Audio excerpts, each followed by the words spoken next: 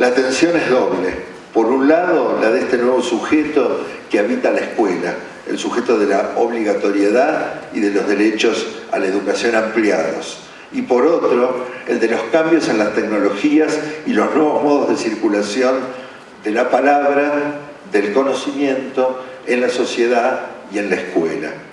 Plantear este problema en términos de tensión invita a no producir un cierre del problema en busca de una respuesta definitiva, ni que las miradas apocalípticas acerca del presente tiñan muchas de las consideraciones que se realizan en nuestra sociedad en torno a la cultura escrita y a las relaciones de los sujetos y más específicamente de vastos sectores de la sociedad con la cultura escrita. Si al principio hablábamos de aquellas metáforas que se referían a la práctica de la lectura y a su valor persuasivo en términos de la transmisión de valoraciones acerca de esa práctica, la idea que quiero introducir ahora es la de un juego que podría convertirse en una batalla, si ustedes quieren, entre metáforas, entre representaciones, entre valoraciones, no solo acerca de estos nuevos objetos y tecnologías de la palabra que nos rodean, sino una batalla por lo que pensamos acerca de los sujetos y sobre todo acerca del modo o de los modos en que los sujetos se relacionan con esos objetos ya no nuevos y con los objetos tradicionales de la escuela.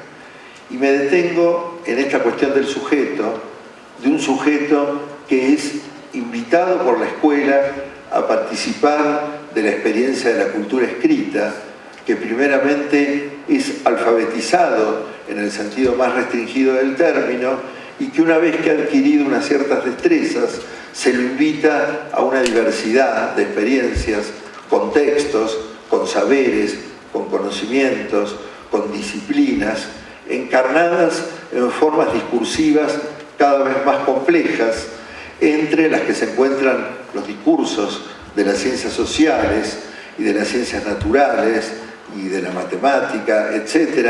Y por fin la literatura, acaso como el punto culminante en los desafíos retóricos que la práctica de la lectura y la escritura escolar nos podría estar solicitando. La escuela persiste y esto es bueno y para eso estamos acá, para persistir. Pues este, por ejemplo, es un evento dedicado a la literatura infantil y se hace cargo de la existencia de una cada vez más vasta producción cultural, editorial, que es la literatura para niños y jóvenes. La vieja pregunta por la enseñanza literaria vuelve a cobrar sentido otra vez a la luz de la consolidación de la literatura infantil y juvenil en el mercado editorial y en relación con su presencia en las políticas públicas de lectura. Es una tendencia reconocida desde México a Argentina el desarrollo de programas para la dotación de colecciones y acervos de literatura para bibliotecas escolares y bibliotecas de aula. En este sentido, y hace ya más de 20 años, el italiano Remo Ceserani decía que la literatura ofrece a vastos sectores, que la escuela ofrece a vastos sectores de la sociedad la única oportunidad de tomar contacto con la dimensión de lo literario y más allá de los lectores, los destinos lectores de sus estudiantes, en la escuela parecen cristalizar representaciones duraderas acerca de lo que la literatura es, concepciones sociales acerca de la literatura de gran arraigo y persistencia.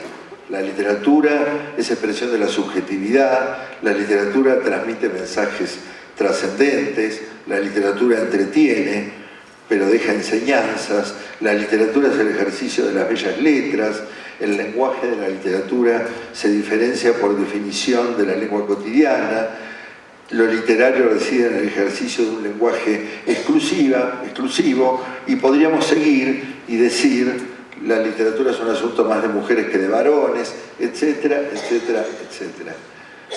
¿Cómo enfrenta la escuela estas representaciones cruzadas, en tensión, acaso contradictorias? ¿Y cómo incluye a los nuevos sujetos que son obligados a transitar por ella, a participar de la experiencia de la lectura, la escritura y el conocimiento? Las respuestas a estas preguntas nos invitan a realizar una reflexión acerca del sentido o del valor de educar, que estaba presente en el título de esta conferencia. Porque en principio educar significa que hay otro que está presente ahí. El otro está ahí y por eso presumimos que estamos ante el acto de educar. Sin embargo, el principio de educabilidad, al decir del pedagogo francés Philippe Mérier, se verifica solo si el educador está convencido, dice Mérier, comillas, no solo de que el sujeto puede conseguir lo que se le propone, sino que él mismo, el educador, es capaz, él y solo él, de contribuir a que lo consiga. Es nuestra mirada de educadores, cierro comillas, es nuestra mirada de educadores la que vuelve posible el hecho de educar. Y esto, asumido como una opción, en términos de Mérier, supone la responsabilidad de creer en nuestro poder. Pues dice el autor, comillas, el principio de educabilidad desaparece si no es empleado por un educador que frente a un ser concreto cree a la vez e indisolublemente que este último conseguirá hacer aquello que él intenta enseñarle y que él mismo, el educador, tiene el poder suficiente para permitir este éxito y debe actuar como si fuera el único en tener ese poder. Cierro comillas. No hay renuncia posible, ni delegación. El educador no cree ni comunica que otro lo podrá hacer mejor que él. La dimisión educativa, dice Mérier, la renuncia, tiene un costo alto que se paga con ocasiones perdidas, con resignación al fracaso, con esperanzas frustradas, quizá con vidas arruinadas, dramatiza Mérier. La dimisión, la renuncia, supone creer y decir que uno nunca tendrá influencia en el destino del otro, que uno no podrá facilitar sus aprendizajes ni favorecerá su inserción social. Y es este el acceso a valores al que ni la escuela ni el educador habrán de renunciar. Reconocer al otro como un sujeto que está no solo aprendiendo, sino forjándose un destino, supone reconocerlo en su identidad. ¿Quién es el otro? Comprendido en la singularidad de su historia familiar, social, cultural y podríamos decir lingüística. Supone un reto al educador que evitará las generalizaciones acaso típicamente escolares. Los niños de la sala de 5 que son revoltosos, los niños de 11 que están desatentos en clase, los adolescentes que ya no se interesan por la lectura o los adultos mayores que ya no están en condiciones de seguir aprendiendo. En cada uno de estos enunciados hay encerrado un juicio injusto. Hay, diría, una sentencia de la que puede no haber retorno. De algunas sentencias no se vuelve. La opción de educar, el valor de hacerlo, no es obturar, no es decretar sin más que toda acción educativa es ya sin sentido, imposible o inútil. Llevado al campo de las relaciones de los sujetos con la cultura escrita, imaginándonos acaso una cierta idea del lector que la escuela estuviera propiciando, afirmo, en el sentido de lo que vengo exponiendo, que aquellas actitudes de los maestros o de los profesores que juzgan de manera negativa acerca del desinterés por la lectura de niños niños, jóvenes o adultos, o que ratifican esa ausencia en los resultados obtenidos en evaluaciones que señalan las grandes dificultades para la comprensión de textos o la gran impericia para escribirlos, acaso estén construyendo ese camino hacia el fracaso, entendido como lo inexorable. Cuando esto afirmo, no estoy negando que día a día maestros y profesores advertimos y estamos seguramente preocupados por las dificultades que observamos en el desarrollo lingüístico de nuestros estudiantes, y es seguro que esas dificultades existen. Lo que digo es que el camino hacia el mejoramiento no se construye a partir de una relación pedagógica que se defina desde la pura negatividad. No es proyectando sobre los propios sujetos una carga de advertencias y frustraciones que podrán salir adelante.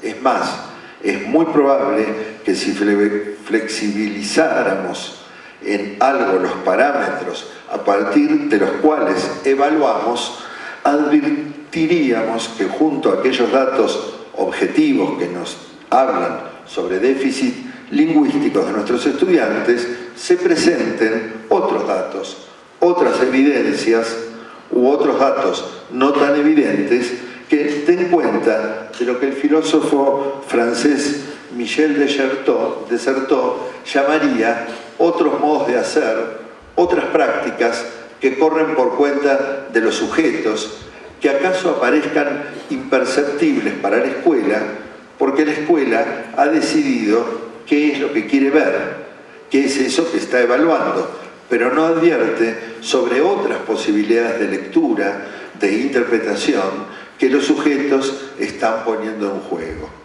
Unas ciertas lectios, según el autor, o modos particulares de construir significado, unas ciertas apropiaciones, diría el historiador francés Roger Chartier, a lecturas en clave cultural que acaso excedan el campo de significaciones esperadas por la escuela. Pero esos sujetos que están ahí cada día de la rutina escolar, sorprendiéndose de todo ese bagaje diferenciado que la escuela pública está poniendo a disposición, esos sujetos de la sorpresa y de la maravilla, si así decidimos percibirlos, nos sorprenderán a nosotros si nos dejamos sorprender en el momento en que una conversación entre lectores en el aula, el maestro propicia el trabajo con la propia construcción de interpretaciones, investigaciones basadas en etnografías del aula, muestran el modo en que niños y adolescentes se apropian de los textos puestos en circulación, en juego, si esta conversación entre lectores, a la manera en que la postula el escritor inglés Aidan Chambers, sucede con un maestro que es un mediador de la conversación, que interviene para dar la palabra, para facilitarla y también para demandar argumentos y justificaciones de lo que se está interpretando. Unos argumentos y justificaciones que están en el texto, pero que a la vez reponen una lectura previa, unos datos culturales o unas experiencias de la vida que, asociadas, enriquecen y singularizan la lectura. Ahí el desafío es el de jugar con el límite de la clase organizada, la clase que ha previsto todo, pero que sin embargo deja lugar para lo imprevisible y no tiene miedo de que eso emerja. Eso, las lectios, las interpretaciones, los sentidos culturales, las apropiaciones, ¿acaso sentidos sesgados y que alguien podría tabular como incorrectos?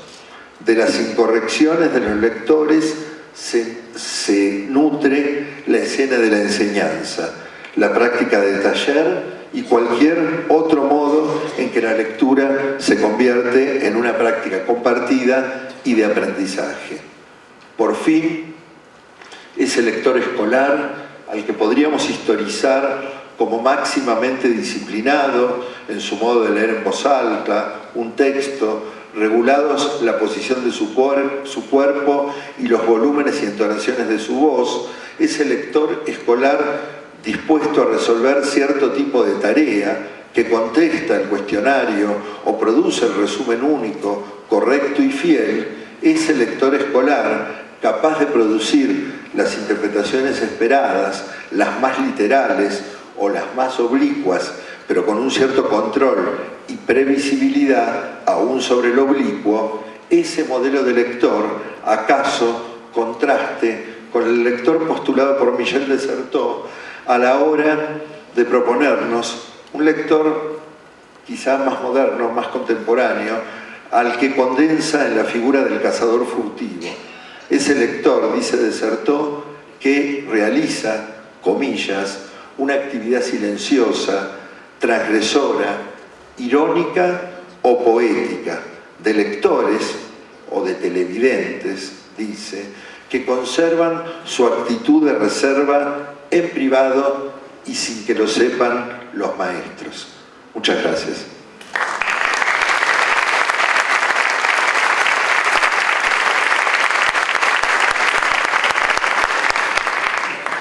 Bueno, creo que estaba previsto un tiempo para el diálogo y aquí estoy dispuesto a seguir pensando juntos estas ideas.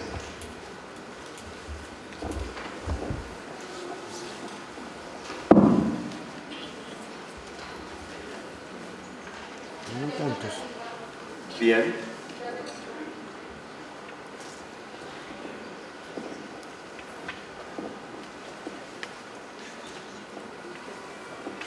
Muchas gracias por sus palabras.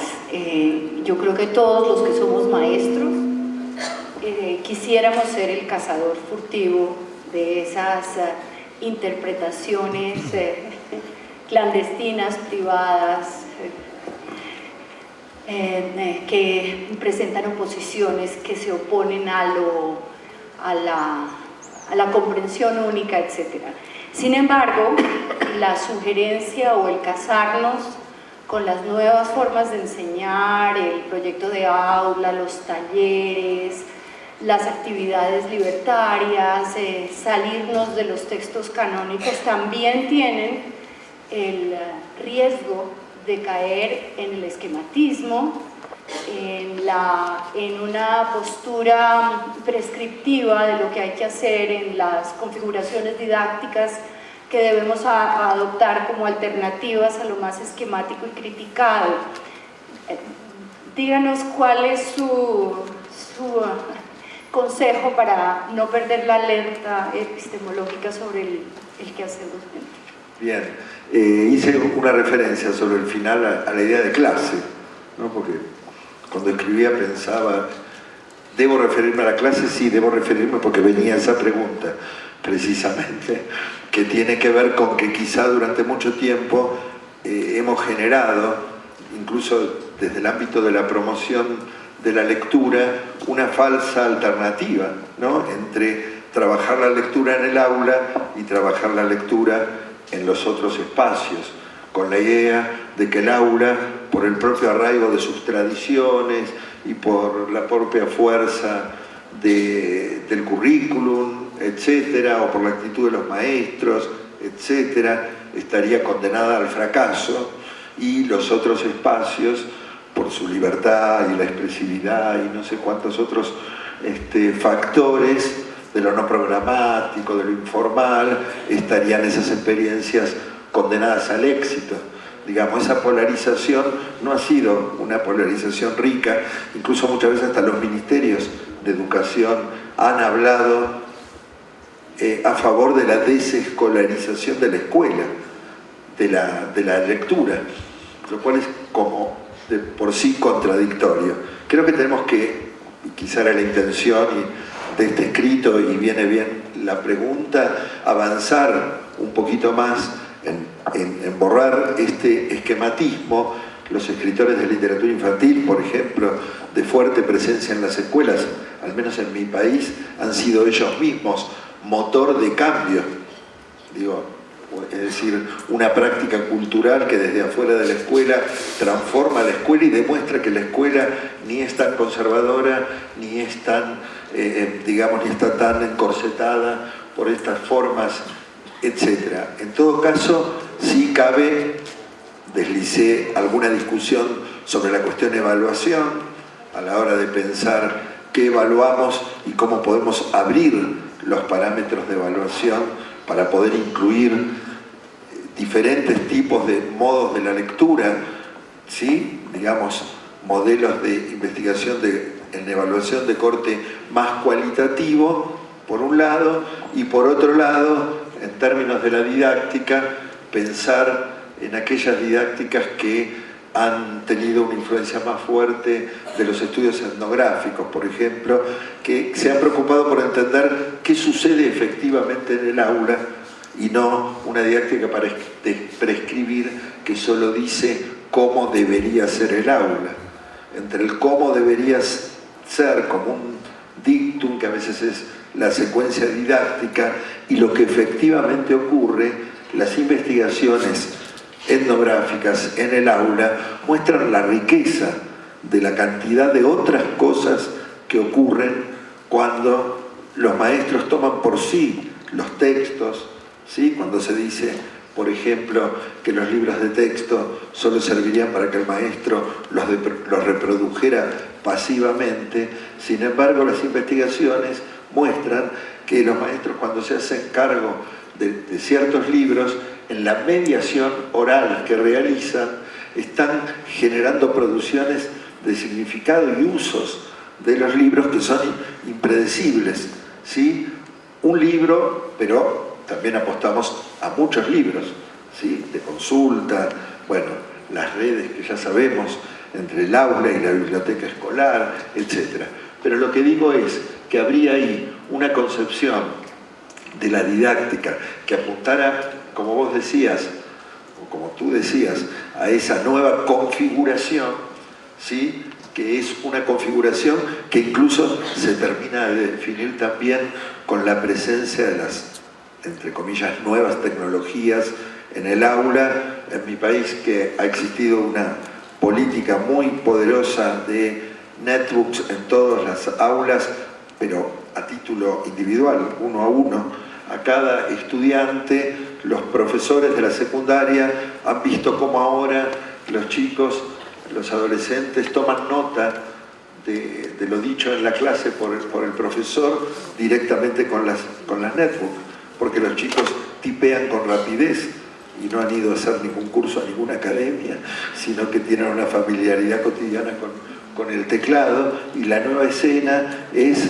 en la escuela pública de 30 adolescentes frente a la pantalla, ¿no? Y el docente del otro lado desguarnecido, sin ninguna pantalla, tratando de entender qué es lo nuevo que está pasando ahí, porque no sacan la carpeta, como decíamos en Argentina, el cuaderno de notas, sino que sacan la netbook y ahí toman las notas, y esos textos son textos sobre los que se puede volver, se pueden reescribir, se pueden editar, y una cantidad de posibilidades de apropiación de la lengua escrita que no podríamos haber sospechado, ¿verdad?, hace solamente 1 o 2 décadas.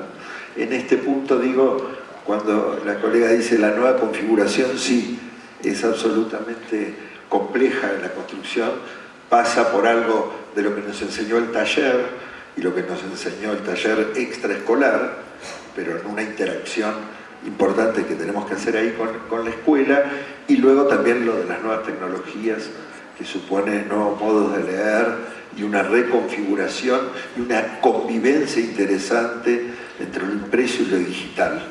Una potente, porque la escuela no va a renunciar de buenas a primeras a su mandato de 2 o 3 siglos, digo, en nuestros países, y está bueno que la escuela no renuncie a eso, está bueno, y también está bueno que la escuela encuentre en algunos conceptos, en algunas claves, por ahí el concepto de multimodalidad, quizás sea un concepto que ayude a pensar como algo así como la recontextualización de lo escrito, una nueva sintaxis para lo escrito que se configura en este cruce entre lo impreso y lo digital. Y ahí hay grandes desafíos. Gracias por la pregunta.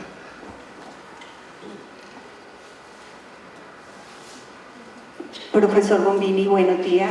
Buenos días. Me llamó la atención de su exposición dos cosas. Bueno, creo que tres. Espero que no me haya inventado la primera, porque una cosa es que entendí que a la escuela, a la institución educativa, de todas formas, digamos, es su responsabilidad apoyar a los niños, niñas y jóvenes a hacer ese tránsito por una cultura universal y demás, y en eso juega un papel importante la lectura.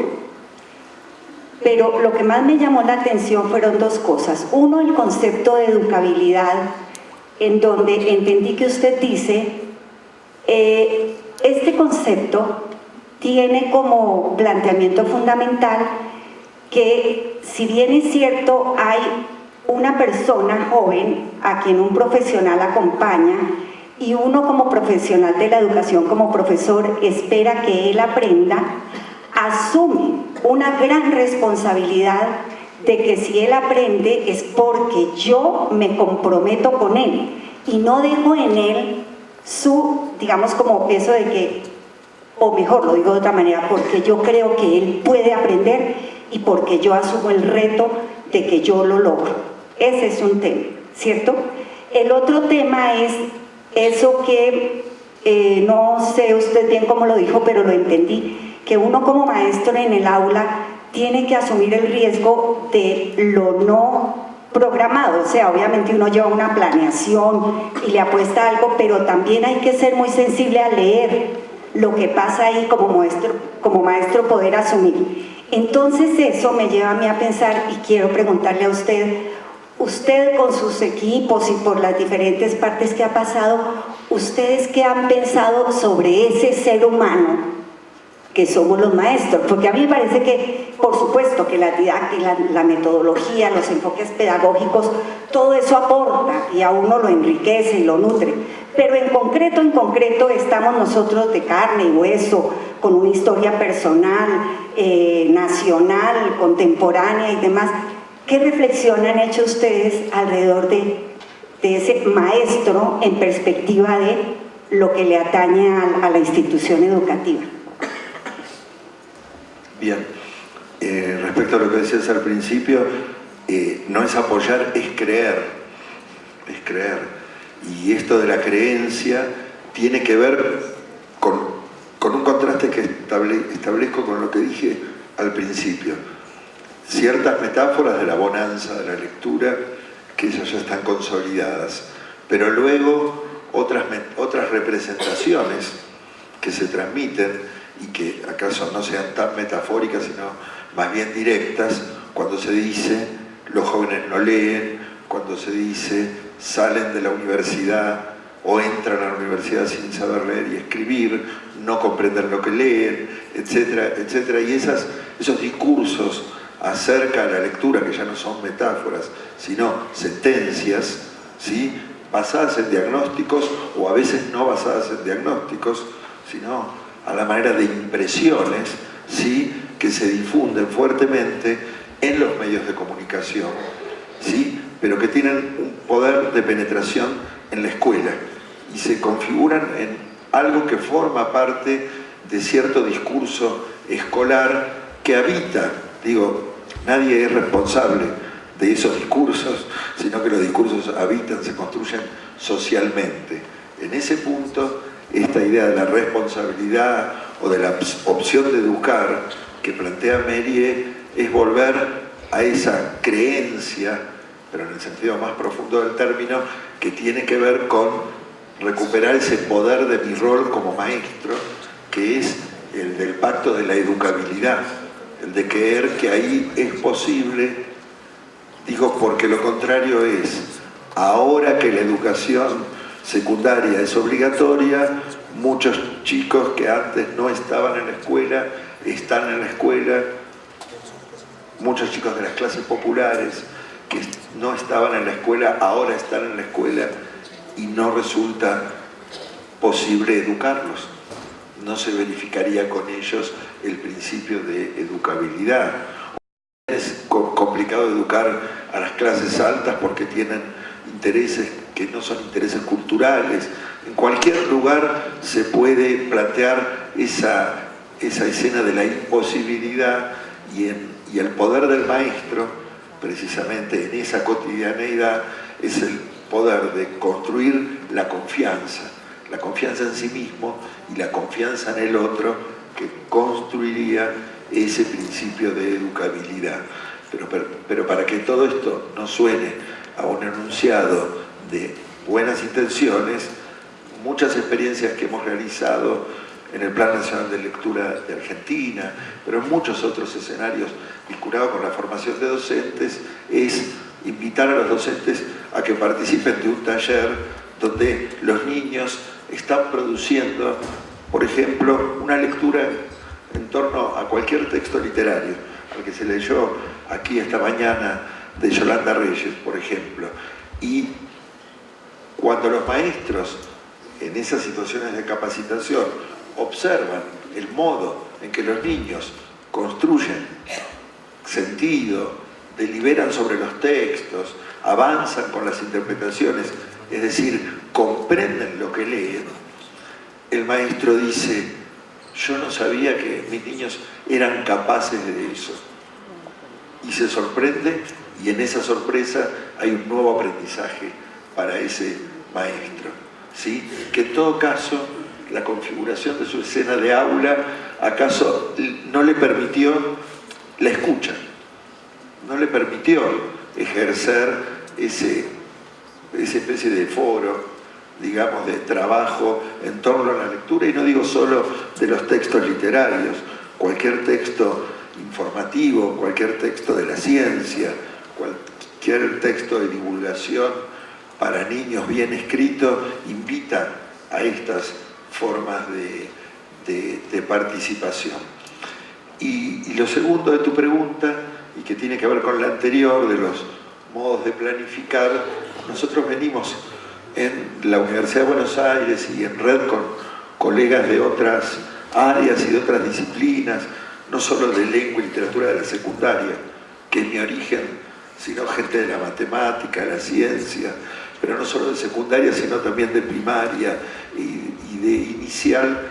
Estamos haciendo un recorrido referido a nuevas formas de escritura de la práctica, a nuevas formas de prever la práctica, diferentes a la planificación, entendida exclusivamente como la escritura de una secuencia didáctica, sino que estamos asumiendo formas que llamamos más narrativas de la producción de lo que llamamos guiones.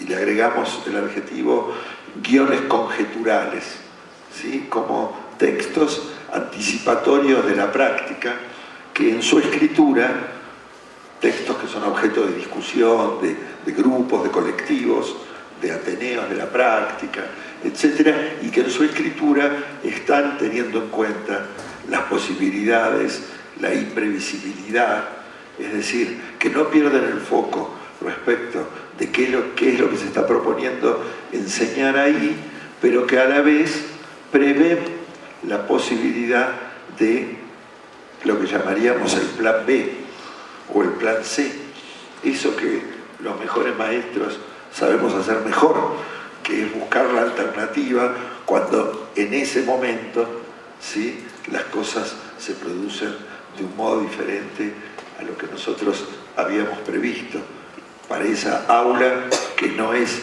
exactamente la que yo esperaba esa mañana, pero tengo esa flexibilidad, esa posibilidad de improvisar, ¿no?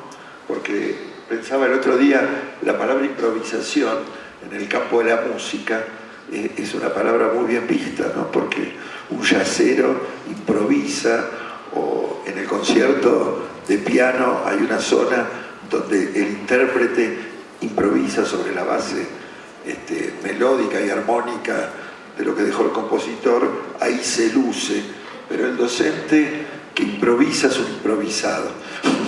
Y esto ya tiene un sentido despectivo.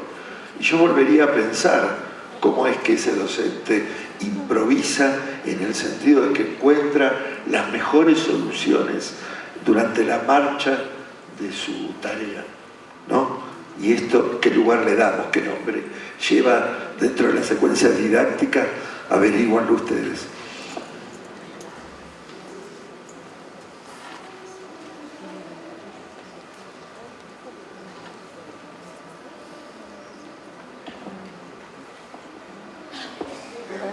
Si no hay más preguntas. Preguntas, no. El tiempo no nos favorece en este momento. Le damos muchas gracias al profesor Bombini por su intervención. Le damos un aplauso.